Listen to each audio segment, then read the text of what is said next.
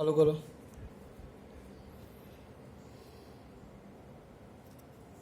ચાલુ કરો પણ દીકરો.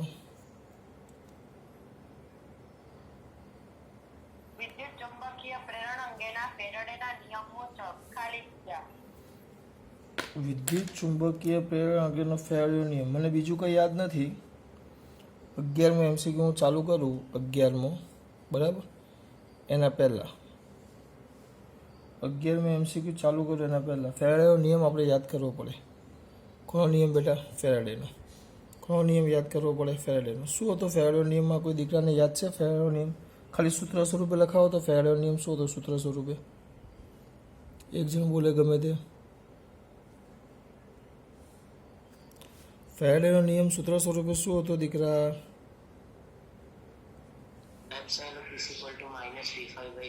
Very good. Epsilon is equal two minus n d∅dt. આ એનું સૂત્ર હતું. અને વિધાનમાં આપણે એવું કીધેલું કે ગૂંચળા સાથે ગૂંચળાના ફ્લક્સમાં થતા બંધ કોઈ પણ લૂપ હોય, ગૂંચળું હોય, એની સાથે થતા ફ્લક્સમાં ફેરફારનો સમય દર જેટલું એમાં ઉત્પન્ન થતું પ્રેરિત શું હોય બેટા? EMF. અને આ જે ઋણ નિશાની છે, આ ઋણ નિશાની શું દર્શાવે બેટા? લેન્ઝના નિયમની હાજરી. બરાબર. ચલો હવે અહીંયા પણ આને કારણે એટલે આ ફ્લક્સમાં ફેરફાર થાય છે. આ કયું ફ્લક્સ છે બેટા? વિકલ્પો તમે જુઓ. ચુંબકીય ક્ષેત્ર, વિદ્યુત ક્ષેત્ર, વિદ્યુત બળની એની વાત કરીશ તો પહેલાં આપણે વાત કરી દઈએ એ શું છે. પહેલાં અહીંયા જુઓ, આ જે છે એ શું દર્શાવે? ફ્લક્સ. ફ્લક્સ એટલે કે શેમાં થતો ફેરફાર? આ છે, આ થશે ચુંબકીય ફ્લક્સમાં થતો ફેરફાર. ચુંબકીય ફ્લક્સનો ફેરફાર છે. તો આ જે ચુંબકીય ફ્લક્સનો ફેરફાર છે, આ કયા ફ્લક્સનો ફેરફાર છે બેટા? ચુંબકીય ફ્લક્સનો. તો આ ચુંબકીય ફ્લક્સનો જે ફેરફાર થાય છે એને કારણે અહીંયા EMF ઉત્પન્ન થયું. EMF અહીંયા ઉત્પન્ન થયું. EMF ટૂંકમાં એને કારણે આપણે અહીંયા વોલ્ટેજ મળે. વોલ્ટેજ મળે એના કારણે ટૂંકમાં વિદ્યુત ક્ષેત્ર ઉત્પન્ન થાય. E ઉદ્ભવ. સર E કેવી રીતે ઉદ્ભવે? મારા દીકરાઓને એક સાદું ઉદાહરણ આપું. E કેવી રીતે ઉત્પન્ન થાય? એક સાદું ને સિમ્પલ ઉદાહરણ આપું મારા દીકરાઓને. E કેવી રીતે ઉત્પન્ન થાય બેટા? તો E કઈ રીતે ઉત્પન્ન થાય? જો સિમ્પલ વસ્તુ છે. E કઈ રીતે ઉદ્ભવે મારા દીકરાઓ? કોઈને યાદ આવે છે? એક સળિયાનું ઉદાહરણ લઈ લો. આ સળિયો છે. આ સળિયાને આપણે ચુંબકીય ક્ષેત્ર, પુસ્તકના પાનાને લંબ, પુસ્તકના પાનાને લંબ અંદરની તરફ કયું ક્ષેત્ર છે બેટા? ચુંબકીય ક્ષેત્ર. પુસ્તકના પાનાને લંબ અંદરની તરફ ચુંબકીય ક્ષેત્ર છે B. આ સળિયાની લંબાઈ લઈને V વેગથી આમ ગતિ કરે. હું હવે દિશા પડતો નથી, બરાબર? ખાલી એઝ્યુમ ખાલી કરી લઉં છું ને કે આપણે B સૂત્ર લગાવતા હતા F is equal to Q કાઉન્સમાં વેક્ટર V ક્રોસ B. એવી કરીને તમે બળ લગાડી શકો અને વિદ્યુત ભારને ગતિ દર્શાવી શકો. પણ હું ખાલી સરળતા માટે એવું ધાર લઉં છું, ખાલી સરળતા માટે. આ બાજુ પ્લસ ને આ બાજુ માઇનસ. આમાં ગતિને લીધે આવ્યું હતું, પણ ખાલી તમને યાદ કરાવું છું. એક બાજુ ધન વિદ્યુત ભાર ને એક બાજુ ઋણ વિદ્યુત ભાર એમ ઉત્પન્ન થાય.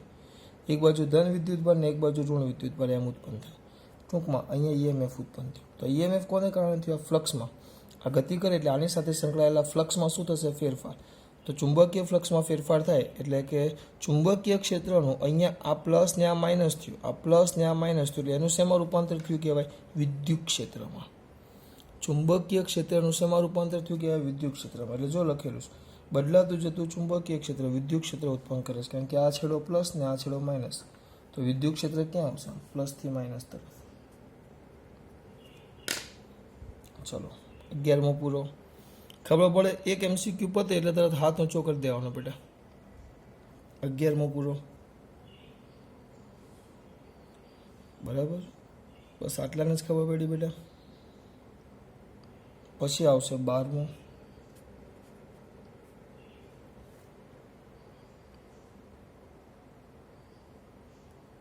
ચલો અહીંયા તેને આપો 12મો. ગોખવાડ નથી દીકરા તમારે. તમે આ ડાયરેક્ટ આના, હા છેલ્લે હવે જવાબ મોટે કરો તો ચાલે, પણ હું તમને આ સમજાવ્યું કે આવું કેમ થાય. મેં તમને એ વસ્તુ ક્લિયર કરાવ્યું બેટા. ચલો 12મો વાંચ બેટા. વિદ્યુત ચુંબકીય પ્રેરણની ઘટનામાં ઉદ્ભવતા પ્રેરિત EMFની દિશા ખાલી જગ્યાનો નિયમ આપે છે. પ્રેરિત EMFની દિશા ભણી ગયા આપણે. એ તો સમજાવ્યા કે EMFની દિશા કોણ? જો આ જે ફેરાડે હતો, પહેલો ફેરાડે, આ ફેરાડે હતું. તો ફેરાડે તો ખાલી સૂત્ર આપ્યું, સૂત્ર, બરાબર. એટલે એણે તો ખાલી મૂલ્ય આપેલું, મૂલ્ય. પણ કઈ દિશામાં ઈએમએફ ઉત્પન્ન થાય એની વાત તો લેન્સે કરેલી. લેન્સ હતો અને એની દિશા દર્શાવી. યાદ છે કેવી દિશા હોય કે પ્રેરિત ઈએમએફ એટલે લેન્સનો નિયમ, દિશા એટલે લેન્સનો નિયમ શું હતો કે પ્રેરિત ઈએમએફ એવી જ દિશામાં ઉત્પન્ન થાય, અથવા તો ચલો પ્રેરિત ઈએમએફ એવી દિશામાં ઉત્પન્ન થાય કે શું હતું નિયમ, એકવાર બોલો, કોણ બોલશે મારા દીકરા? હા, જેને લીધે પ્રેરિત ઈએમએફ ઉત્પન્ન થયું હોય તેનો જ વિરોધ કરતું ચુંબકીય ક્ષેત્ર ઉત્પન્ન થાય તેવી જ દિશામાં પ્રેરિત ઈએમએફ ઉત્પન્ન થાય, એમ એ હતું. ચલો પછી 13મો. ખબર પડી ને દીકરા? ખબર પડી? હાથ ઊંચો જ કરી દો ફટાફટ, એટલે હું જોઈ જ લેવા કેટલાના હાથ ઊંચા થઈ ગયા. ફટાક કરતો એક એમસીક્યુ પતે એટલે કામ કરવાનું, એટલે એક્ટિવ કેટલા છે મને ખબર પડે આમાં, જોવે છે એમસીક્યુ કે નથી જોતા એમ. ચલો 13, કે હું નામ માથે ચેક કરી લેવા. 13. સમાન વર્તુળાકાર લૂપમાં સમાન પ્રવાહ સમાન દિશામાં વહે છે. એક જ મિનિટ, એક મિનિટ બેટા, વાંચતો દીકરા. એટલે મારે આકૃતિ દોરીશ, પાછું વાંચે. બે સમાન વર્તુળાકાર લૂપમાં સમાન પ્રવાહ સમાન દિશામાં વહે છે. પછી જો તેમને એકબીજાથી દૂર ખસેડવામાં આવે તો પ્રવાહ ખાલી જગ્યા. બોલો, અંદર જવાબ તો તમે હવે જોવો જ છો. આ પાઠ એટલે મને ગમે. સોલ્યુશન આપ્યું એ પણ કાંઈ ખબર ન પડે, જાતે વિચારવું પડે. ચલો કયો તો દીકરા શું આવે? કંઈક મગજ ચાલતું હોય તમારા દીકરાઓનું. આ કહું છું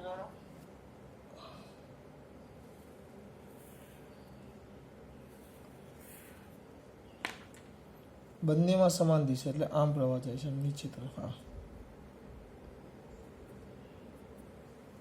એટલે આમ છે, આમ હોય ને આમ પ્રવાહ આમ જાય છે, આમ એકમાં આમ ને બીજામાં પણ આમ, આમ હોય ને તો એકમાં પણ આમ. તો અહીંયા સામેથી જુઓ તો આ કઈ દિશા થઈ ગઈ? વિષમ ઘડી. વિષમ ઘડી થઈ ગઈ. તો બાળકો હવે ચલો એક કામ કરીએ. હવે છે ને તમારે આ વિષમ ઘડી દિશામાં થઈ ગયું, આમ હતું તો આમ જાય છે, આમ. એટલે આ વિષમ ઘડી દિશામાં થઈ ગયું. તો વિષમ ઘડી દિશામાંથી તો આ કયો છેડા તરીકે વર્તે? આ કયા છેડા તરીકે વર્તે? બોલો. એન ધ્રુવ તરીકે, બરાબર. આમાં પણ પ્રવાહ કઈ દિશામાં છે? વિષમ ઘડી. હા, તો આ આગળનો એન બને તો પાછળનો કયા તરીકે વર્તે? એસ ધ્રુવ. એટલે આ બંને એકબીજાને શું આવ્યું? આ એન એસ થયું. નો પડી? મેં તમને લૂપ સમજાવેલી, યાદ કરો. આગળ એક એમસીક્યુ મેં વધારે પાનામાં કલર કર આગળ. હા, આમ તમે આમ લઈ લેવું અને પ્રવાહ જો આમ જતો હોય, બરાબર, તો તમારે આપણે આંગળીઓ પ્રવાહની દિશામાં તો અંગૂઠો, આંગળીઓ પ્રવાહની દિશામાં તો અંગૂઠો આમ ઉપર આવે. એટલે આમ દોરો તો આમ ઉપર આવે. તો ચુંબકીય ક્ષેત્ર આમ ઉપર આવે. અહીંયા ધ્યાન આપજો, આમ બી ઉપર આવે. તો જો ચુંબકીય ક્ષેત્ર બી ઉપર આવે મારા દીકરા, તો ઉપરનો ભાગ એન થઈ જાય અને નીચેનો ભાગ એસ થઈ જાય. કારણ કે આમાં પ્રવાહ સમઘડી દિશામાં થશે, તો ઉપર વિષમઘડી દિશામાં થશે અને નીચે સમઘડી દિશામાં થાય. વસ્તુ સમજજો ખાસ. એન એસ થાય. એક એન હોય તો બાજુનો એસ હોય, તો આ આગળનો ભાગ એન છે તો પાછળનો ભાગ એસ થાય. એટલે એનો મતલબ એમ થયો, આ બે લૂપ આપણે મૂકી અહીંયા આમ. તો આ ભાગ છે, આ જે બાજુમાં ભાગ છે, તો આનો એન છે. અહીંયા દોરું ચલો, આ લૂપ મેં લીધી તો આ એન છેડો છે, તો એના આ એસ છેડો છે. તો આ બંને વચ્ચે શું થશે બેટા? અપાકર્ષણ.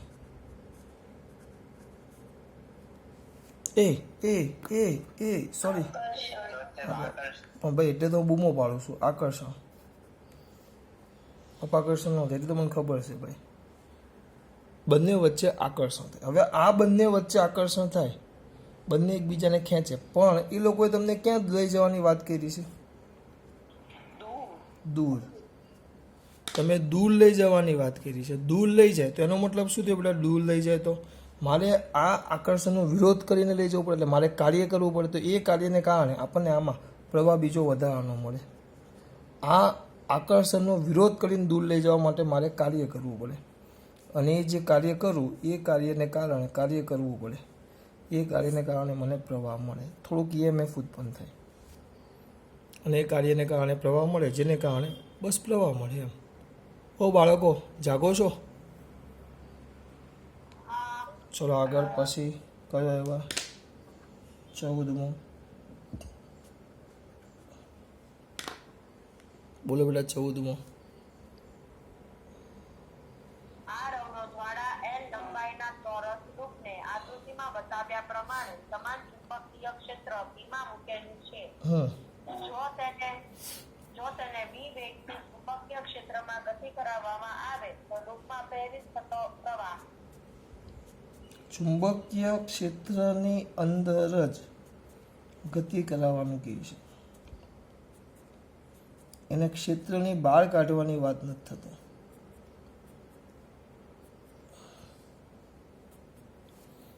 ચુંબકીય ક્ષેત્રમાં જ ગતિ કરાવવાનું કહે છે. આપણે ભાઈ એવું કોઈ વસ્તુ છે નહીં. નકર હું તમને બતાવું તો સિક્કો બીકો જ ને રૂપિયાનો. ચલો વિચારો, આ તમારું પૃષ્ઠ છે અહીંયા. તો આમાંથી આખામાંથી ચુંબકીય ક્ષેત્ર પસાર થાય છે. હા કે ના તો વાળો? હલો, આખામાંથી ચુંબકીય ક્ષેત્ર પસાર થાય છે. હા, હવે એ લોકો આને ક્ષેત્રની બહાર લઈ જવાની વાત નથી કરતા. એમ જ કહે છે કે આને ક્ષેત્રમાં જ, આ જે ક્ષેત્ર છે એની અંદર જ ગતિ કરાવો. જો ત્યાંથી ગતિ કરાવીને અહીંયા લાવ્યું તો આની જેટલું ક્ષેત્રફળ છે એટલામાંથી ક્ષેત્ર રેખાઓ બધી જ પસાર થશે. અહીંયા લાવું છું, ક્યાંથી અહીંયા લાવું છું, ગમે ત્યાં લઈ જાઓ, કોઈ પણ સ્થાને લઈ જાઓ. પહેલું, બીજું, ત્રીજું, ચોથું, કોઈ પણ સ્થાને લઈ જાઓ. પણ એની સાથે સંકળાયેલી ક્ષેત્ર રેખાઓ તો એટલી ને એટલી જ રહેશે. જો એમાં કોઈ ફરક ન પડે. એની સાથે સંકળાયેલી ક્ષેત્ર રેખાઓ એટલી ને એટલી જ છે. કોઈ એક સિંગલ ફરક નથી પડતો. જો બેટા, કોઈ ફરક ન પડે. એટલે એનો મતલબ એમ થયો કે ફ્લક્સ ફાઈ અચળ. મને ખબર પડી એમ પૂછું દીકરા? એકનો જ આવ્યો. ઓકે ચલો, ફટાફટ નથી આવતા. હા, ખબર પડે છે. એક સાથે આ પાડી દેવું તો એ ચાલશે. આ પાડી દે બધા. ઓકે ચલો, હા ચલો. આ 5 અચળ છે. જોજો મારા દીકરા, 5 કેવો? અચળ. 5 અચળ તો આપણે તો d5/dt લઈએ. d5/dt સમય સાથે એમાં થતો ફેરફાર, તો એ કેટલો આવે? 0. પણ આ d5/dt 0, પણ એ તો ખરેખર એપ્સાઇલોન છે, એટલે પ્રેરિત થતું EMF 0. હા, આ અંદરના અંદર છે એટલે બેટે, આ અંદરના અંદર છે એટલે જો આને આ ક્ષેત્રની બહાર લાવવામાં આવે ને બહાર, તો પાછી વસ્તુ બદલાઈ જાય. આ કેમ આવું થયું? કારણ કે આપણે આની અંદરના અંદર જ ફેરવીએ છીએ આ ચુંબકીય ક્ષેત્રને. એટલે આની સાથે સંકળાયેલા ફ્લક્સમાં કોઈ ફેરફાર નથી થતો. હા, પણ જો આને હું બહાર લઈ જાઉં ને બહાર, તો આની સાથે સંકળાયેલા ફ્લક્સમાં ફેરફાર 100% થાય. અને એ ફેરફાર તેને કારણે એવું પણ MCQ આવશે, આપણે આગળ જોશું. અત્યારે એને રહેવા દો. એવું MCQ આવે ત્યારે એની વાત કરશું આપણે, કારણ કે આકૃતિ થોડીક બદલાઈ જાય. અંદરના અંદર છે તો અહીંયા જેટલું ફ્લક્સ હશે, કારણ કે ક્ષેત્ર રેખા અહીંયાથી જેટલી પસાર થાય, સમાન ચુંબકીય ક્ષેત્ર છે એટલી આમાંથી પસાર થાય, એટલી જ અહીંયા ત્રીજા ભાગમાંથી ચોથો કિસ્સો લ્યો, બધી એક સરખી જ પસાર થાય. એટલે સંકળાયેલું પરિણામી ફ્લક્સ બદલાતું નથી. ફ્લક્સ કેવું? અચળ. ફ્લક્સ અચળ, 5 અચળ, તો d5/dt કેટલું થાય? ફ્લક્સમાં થતો ફેરફાર કેટલો થાય? 0. એટલે EMF 0 થાય, કારણ કે d5/dt એ તો EMF છે. ચલો 15મો.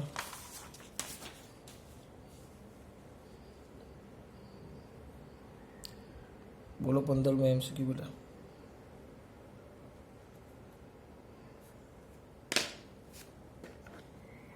એક કાર સમતળ રસ્તા પર ગતિ કરે છે. આ કારની એક્સલમાં મહત્તમ EMF કયા સ્થાને ઉત્પન્ન થશે? મહત્તમ EMF કયા સ્થાને ઉત્પન્ન થાય એમ પૂછ્યું છે.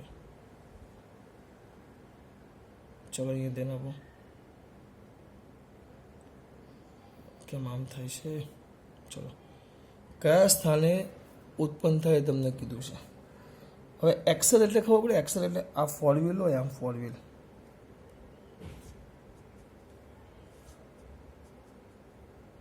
તેની એક્સેલ આવે 4 વ્હીલમાં.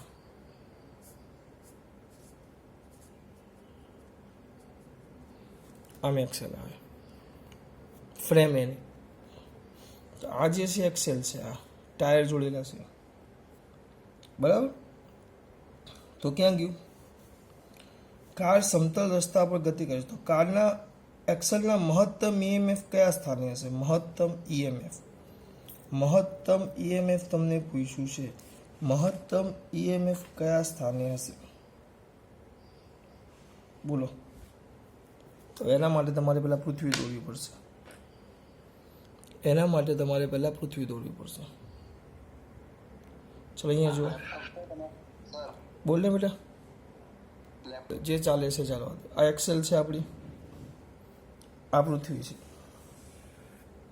પૃથ્વીને આપણે આમ આડું હોય, મને ખબર છે, આપણે મેગ્નેટ દોરીએ ને તો આમ ત્રાંસુ મેગ્નેટ હોય. આમ હું સરળતા માટે આ પૃથ્વીનો ઉત્તર ધ્રુવ અને આ પૃથ્વીનો દક્ષિણ ધ્રુવ, સરળતા માટે આપણે ભણી ગયા કે પૃથ્વીનું જે ચુંબક છે એના કરતાં પૃથ્વીનું ચુંબક ઊંધું છે.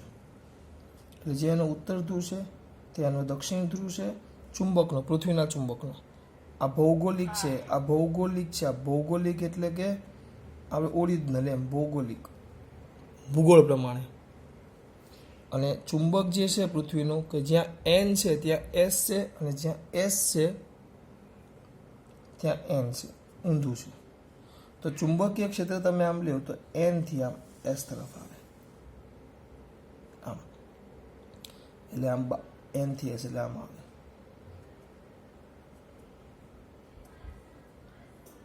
એનથી એસ તરફ આવે બરાબર. અને અહીંયા છે એટલે અહીંયા ભેગું થઈ જાય. હવે આને આપણે બીજા બધા માં નથી પડવાનું, મારે તો તમને આ સમજાવવાનું છે કે તમે આમ દોરો એને આમ.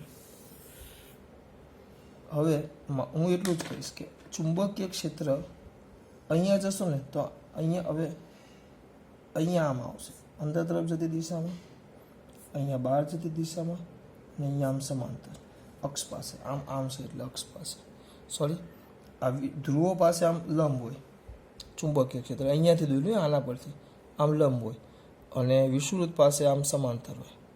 હવે તમારી કાર દોરો, કાર, ચલો કાર. તો કાર તમે દોરો, કાર. હવે કાર દોરી તો કારની એક્સેલ જોજો, ધ્યાન આપજો. હવે કાર અહીંયા વિષુવવૃત્ત પાસે દોરું, અહીંયા કાર છે એવું વિચારો. આ કોનું સ્પીકર ચાલુ છે બેટા? કેનું સ્પીકર ચાલુ છે? બોલો ને સાહેબ. કાર દોરો તો આ રીતે કાર આ ધ્રુવો પાસેના વિષુવવૃત્ત પાસે આ વેગ વી આ બાજુ આવે, આ બાજુ વેગ વી આ બાજુ ને આ બાજુ વેગ વી આમ, બંને બાજુ વેગ વી આવે. જોજો, ધ્યાન રાખજો ખાસ, બરાબર બેટા? વેગ વી આ બાજુ આવે. હવે આને ધ્યાનથી જુઓ ને તમે દીકરા, વેગ વી આ બાજુ આવે. મારે કરવાનું શું હતું બેટા? આ વેગ વી આ બાજુ આવે અને બી, આ તમને બીની દિશા આપી છે. હવે જો અહીંયા ધ્યાન આપજો, આ એક્સેલ એટલે આ ટાયર છે આપણું, આ આમ મેં આ દોર્યું છે, આમ બે ટાયર દર્શાવ્યા છે, પણ આપણું ટાયર આમ આવે. તો અહીંયા ધ્રુવો પાસે જોશો, આ ધ્રુવો પાસે તો બી આમ હશે નીચે, એક્સેલ આમ છે, સળિયાની લંબાઈ એલ આમ છે અને વેગ તમારો વી આમ છે. જો અહીંયા જો આ મેન વસ્તુ છે.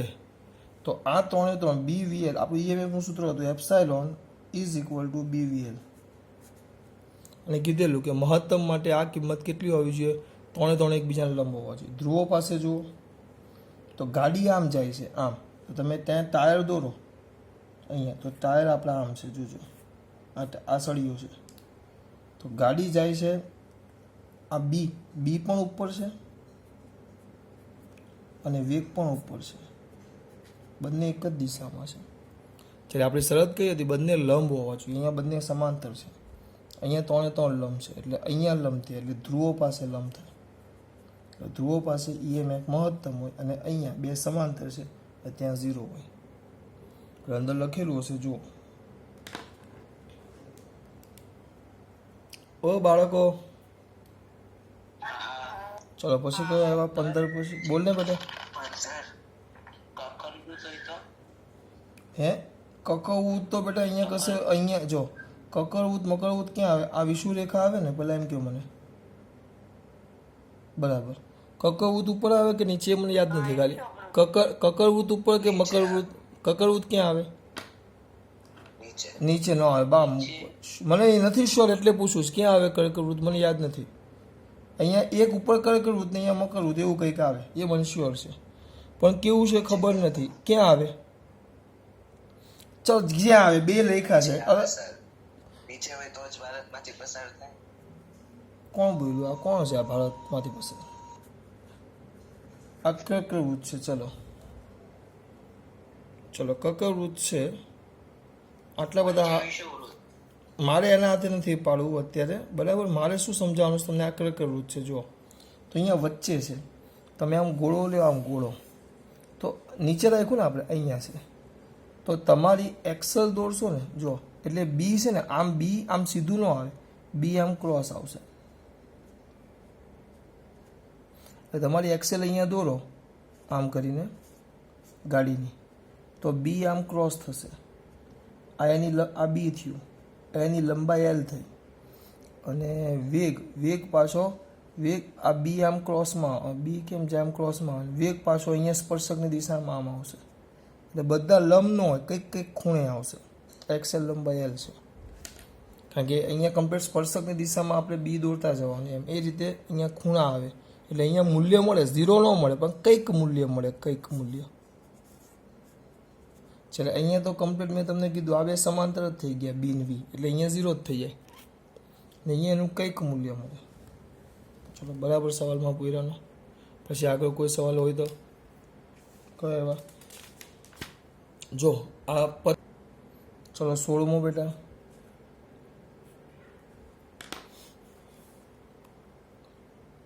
એક હેલિકોપ્ટર ઉત્તર દિશામાં 10 મીટર પર સેકન્ડની ઝડપથી ગતિ કરે છે. ઝડપ આપ્યું છે વેગ વી. આઈએમસીક્યુ બહુ વાર પૂછાય છે આવા. 10 મીટર પર સેકન્ડ. પછી જો હેલિકોપ્ટરની લંબાઈ 10 મીટર અને પૃથ્વીના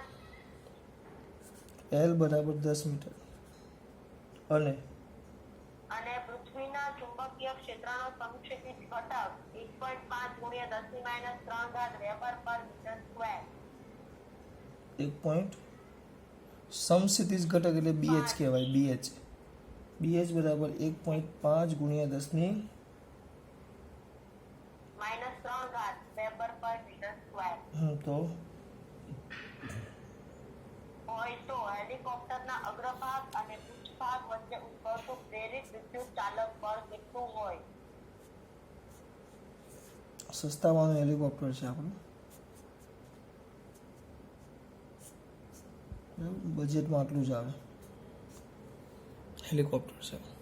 પણ આપણે અગ્રભાગ ને પૃષ્ઠભાગ એમ કીધું છે, એટલે આપણા માટે હેલિકોપ્ટર નથી, આપણા માટે આમ એક સળિયો છે. આપણા માટે this is not the helicopter, પણ એ આપણા માટે એક સળિયો છે. ધ્યાન રાખજો, આ સળિયો છે. જાય છે ક્યાં? ઉપર. સળિયો આ ઉપર એલ જાય છે, વેગ વી, અને લંબાઈ છે ને, લંબાઈ આમ. આ સળિયો મેં આમ દોર્યો છે, 3Dમાં દોરવા જાઓ ને તો આમ થઈ, આમ છે 300 રાખવાનું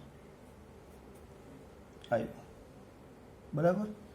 આ સળિયો છે, આ વેગ વી છે, આ લંબાઈ એલ છે. સમસ્થિતિજ ઘટક આમ આવે BH, અને લંબ ઘટક આમ નીચે આવે. તો જો આપણે તો એ જ વસ્તુ દર્શાવવાનું.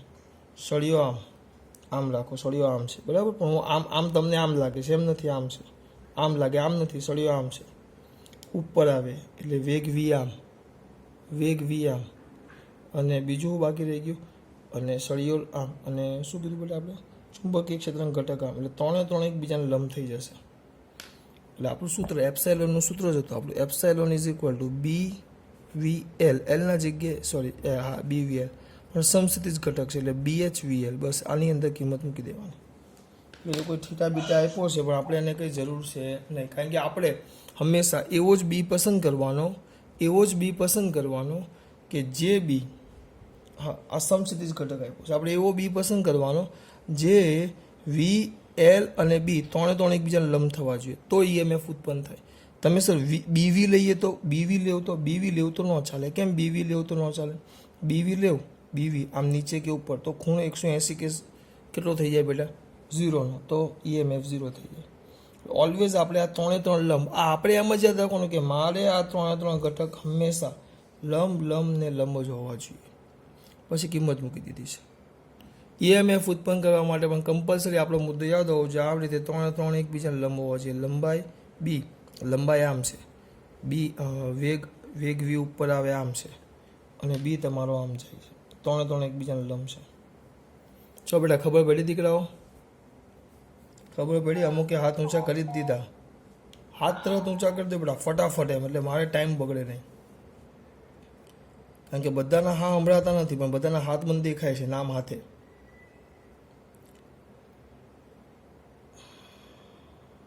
ચલો આગળ જોઈએ બેટા. હવે આપણે જોવાનું છે ખાસ. ચલો ખાસ વાત. જય શ્રી કૃષ્ણ.